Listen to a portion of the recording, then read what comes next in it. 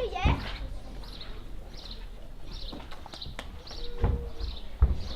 Bonjour, je m'appelle Hadès. Et toi? À quoi tu joues? Je crois que je ne te reconnais pas. Tu es mon frère. Nom de Dieu, Zeus! C'était pour te voler! Arrête de lancer des éclairs!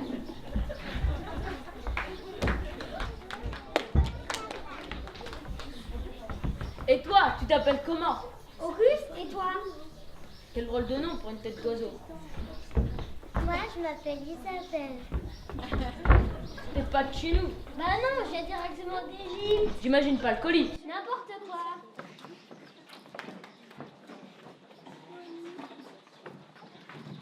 Le paradis n'est plus ce qu'il était. On se mélange même avec les Grecs et les Égyptiens. N'empêche, on s'y ennuie toujours autant. Pas de Wii, pas de PlayStation, pas de DS. Le ciel bleu à l'infini. Aussi, ils décidèrent de se pencher sur la terre et d'observer les hommes. Allô? Allô? Bonjour, Cupidon. Bonjour. Et si on allait jouer au parc? Quelle bonne idée. J'amène mon frère. J'amène ma soeur. Viens jouer au parc. D'accord. Je peux jouer avec vous? Oui. Et pourquoi pas aller se pencher sur la terre? Bonne c'est idée. bonne idée.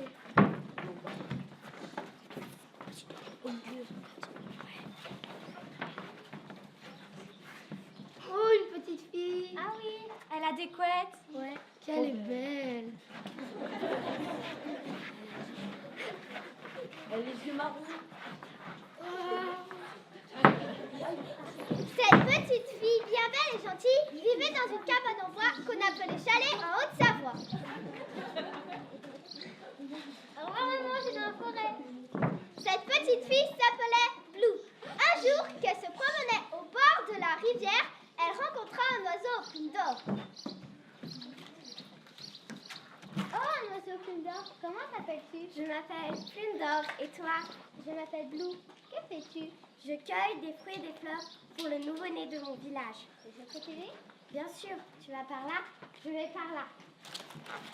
C'est ainsi qu'ils se mirent à chercher chacun de leur côté, mais soudain, l'oiseau lâcha son offrande de fruits et de fleurs.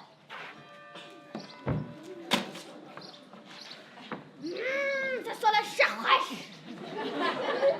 Attention, Blue, c'est Valtorox. Valtorox est un sorcier maléfique qui était sorti de son trou, attiré par l'odeur de la petite fille.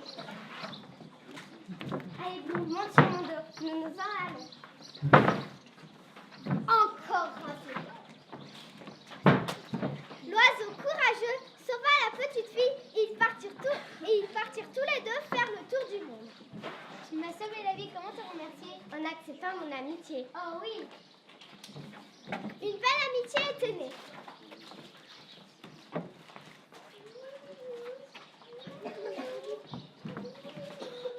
En chemin, ils rencontrèrent un train abandonné.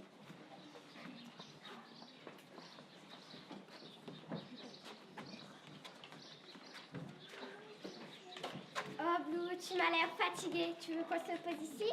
Je vois un train abandonné. Oui, c'est une bonne idée. Dans ce train habitait Nicolas, un garçon aux cheveux blonds.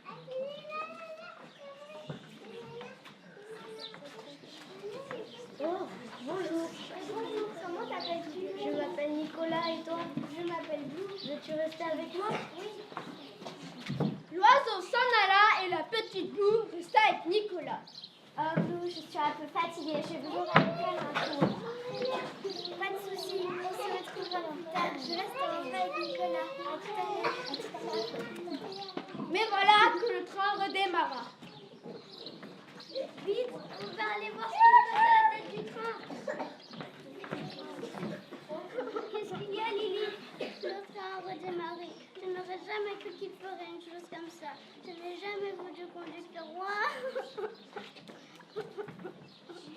Le train fou lança à toute vitesse sur les rails d'un conducteur fantôme.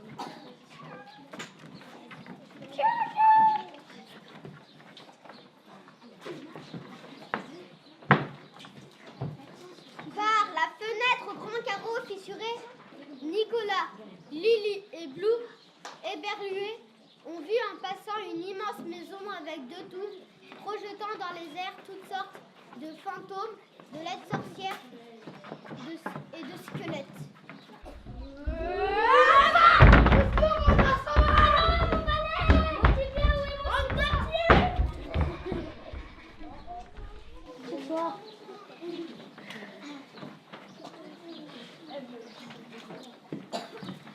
D'ailleurs, en y regardant de plus près, c'est un fantôme qui conduisait le train fou. Pleure, Lily. Grâce à tes grands pleurs, le fantôme se noiera. Mais je pleure, moi. Le fantôme ne sait pas nager, tandis que les enfants, eux, savent nager.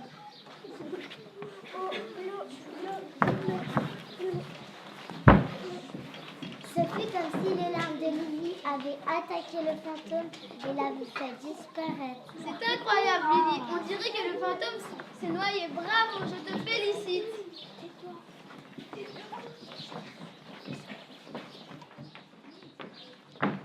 Le train s'arrêta.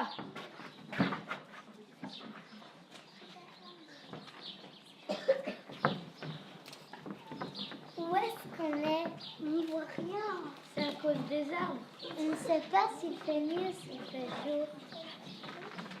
Les enfants s'aperçurent qu'ils étaient dans une forêt sombre et obscure. Attention, une souche. Oh, pourtant je t'avais dit qu'il y en avait une, franchement. Oh, ça fait peur. Pourvu qu'on ne soit pas tombé dans un repère de brigands.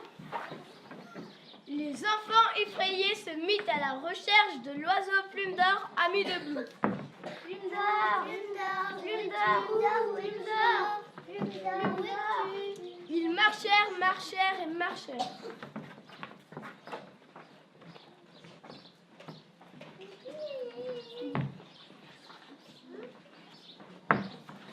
À force de marcher, ils arrivèrent dans une cabane où ils purent demander des nouvelles de l'oiseau.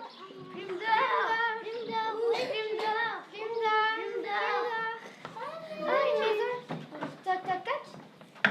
Oui, bonjour. Bonjour. Est-ce que vous voulez un peu de tarte? Oui, merci. Délicieux. Merci. Est-ce que vous avez vu un oiseau au plume d'or? Vous voulez dire une cigogne majestueuse? Oui, c'est ça, c'est la cigogne majestueuse. Mais en fait, elle s'appelle Plume d'or. Mais qu'est-ce qu'elle est drôle, votre maison. C'est une cabane. En fait, la cabane était un refuge pour lutins. Les habitants de la cabane apprirent aux enfants que Plume d'or la cigogne était partie avec 2 lutins rigolos sur son dos. Mais pourquoi était-il si rigolo ce lutin?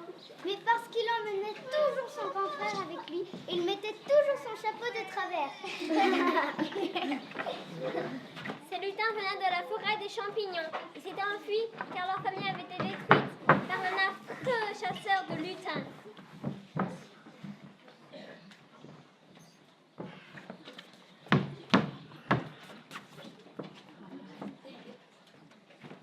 Oh, des lutins Au secours, mais je suis en pécho. La cigogne qui passait par là avait été émue par leur chagrin. Elle leur avait proposé de monter sur son dos. Vite, dépêchez-vous, montez sur mon dos.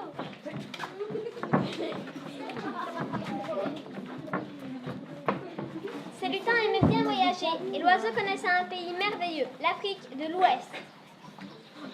Venez, je vous emmène en Afrique de l'Ouest.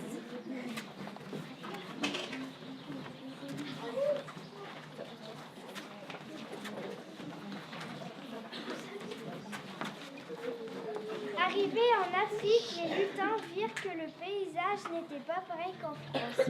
Il n'y a pas de chalet comme en Haute-Savoie et les maisons sont différentes. Oh, dis, t'as vu quelle drôle de maison toute ronde et la carrée? Oui, c'est vrai. Ils décidèrent de s'y installer et quelques temps plus tard, ils obtinrent un diplôme. Voulez-vous que je vous pose ici? Oui. Monsieur le lutin rigolo, l'aîné, veuillez vous avancer, s'il vous plaît. Moi, le grand professeur, j'ai l'honneur de vous remettre votre grand diplôme en connaissances générales et particulières. Merci. Monsieur le lutin rigolo, le petit, veuillez vous avancer, s'il vous plaît. Moi, le grand professeur, j'ai l'honneur de vous remettre votre petit diplôme en cuisine et débrouillardise. Merci.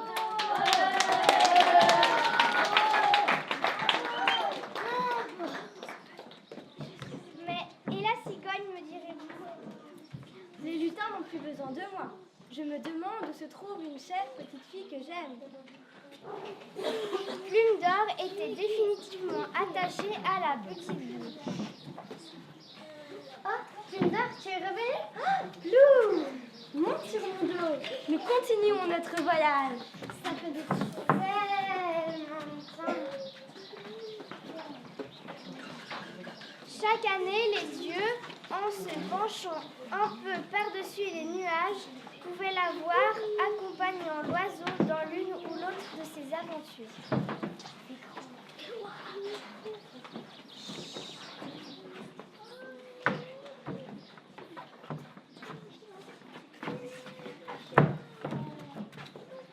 Oh, quelle belle aventure! C'était trop chouette. C'est vrai qu'elle était belle. Ça remplace la télévision. C'est vrai. Bon, viens Isabelle, nous devons y aller.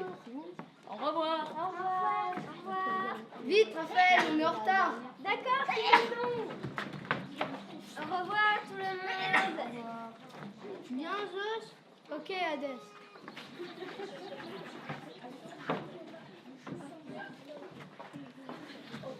Cric-crac, mon histoire est terminée.